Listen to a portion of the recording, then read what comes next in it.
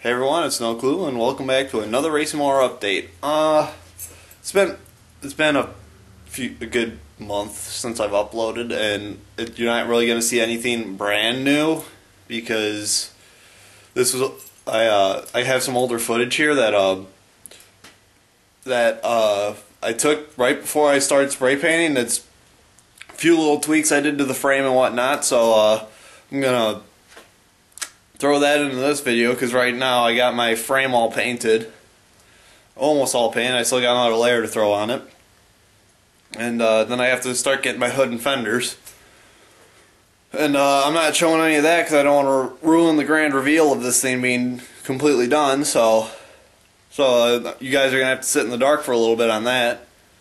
But that's about all I have to say. I'll send you over to the footage I've already recorded, and hope you guys enjoyed the video, and I'll catch you next time. So yeah, I'm gonna try to get this thing stripped, all the parts stripped off it that I want to get off it, get it down to a bare chassis, fix some of the welds, finish welding certain spots that I kind of left half done, and try to get some body work on here. I know I'm gonna have fun blending all this weld right here, but yeah. So I'm gonna get cracking on this, guys. I hope you enjoyed the video. I'm gonna try to keep these coming, but as soon as I start painting, my channel's going dark as far as the racing mower, because there's no way I'm ruining the reveal of this thing being 100% done. Alright, so been doing a little bit of work out here. I finally got this nose cone all naked. There's no paint left to speak of. I mean, there's still few tiny bits left here and there, but I'll take care of that when I start doing some of the body work, because that's showing me where some very small low spots are. But what's really holding me up right now from going any farther is right here. Is that a crack? Yep, that's a crack. I gotta fix that crack. Alright, anyways, is this rust right here. This rust is embedded in the nose cone, so I'm going to have to get some rust converter or rust inhibitor or whatever, but it'll make it so it doesn't get any worse while it's underneath the paint, so it doesn't rot out from the inside out. But you can see it's very clean. There's some small dents that showed up that I'm trying to I got to take care of, but nothing too horrible. I am not going to go into any detail though as far as doing the bodywork itself, because I consider myself to know nothing about bodywork, so anything I show you will be wrong in my eyes, so I'm leaving all the bodywork out as far as updates go.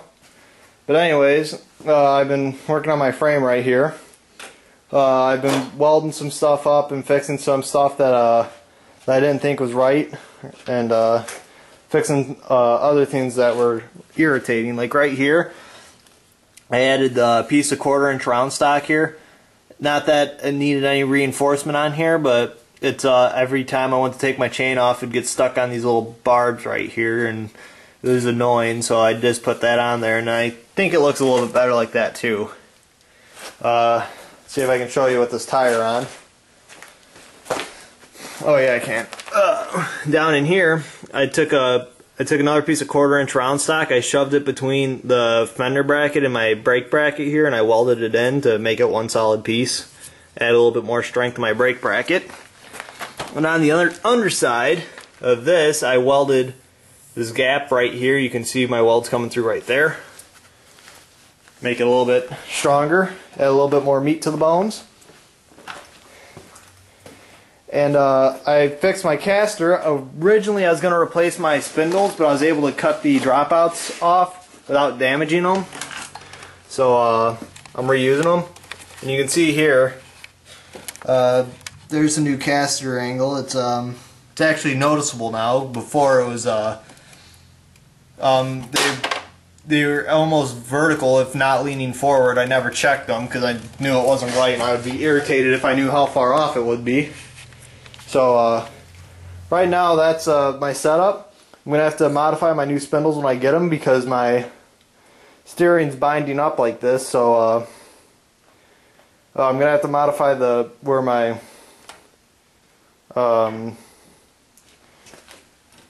where these connecting rods go. I think if I bend these so where they're a little flatter, they won't bind up anymore. So, but I'm not going to worry about that until I get my new spindles. But right now, I actually got to cut one of the spindles back off again because it's a 1/16 of an inch off, which isn't really anything, but it's enough for me to worry about it. So since I'm redoing it, I might as well do it 100% perfect.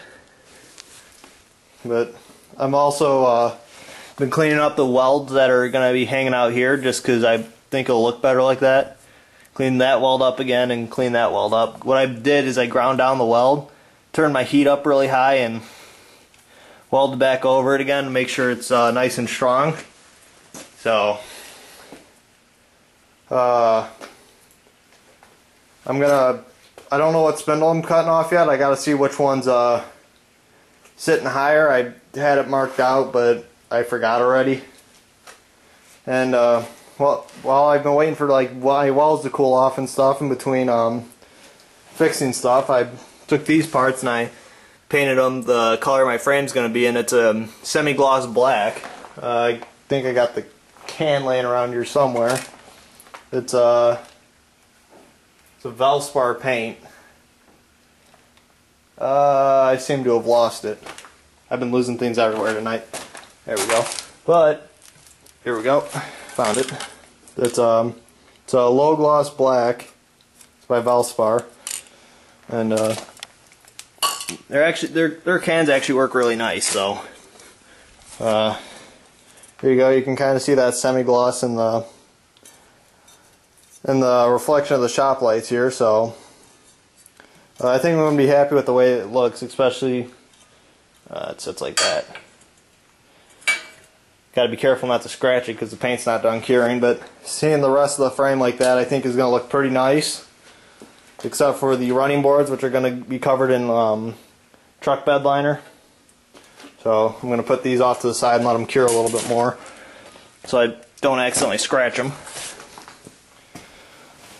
So yeah, I guess I'm going to have to call it an update. I'm still going to be out here working on the thing, but I got a lot of work left to do on this. Like I said, I won't be recording any of the body work, and I don't think I'll record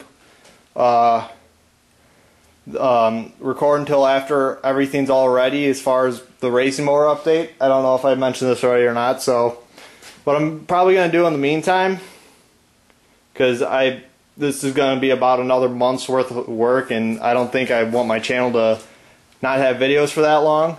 So I'll either be trying to figure out a design for the drifting mower here, or I'll be doing a little bit more work on my Manco, and that'll be converting it to a solid rear axle and putting a torque converter in it, because the torque converters work better in smaller yards versus this clutch in here, which engages just fine. It's just the yard's too small, so it doesn't have a long enough time to cool down before I release and go to engage it again. So yeah, like I said, I'm going to call it here, and hope you guys like the video, and until then, I'll catch you next time.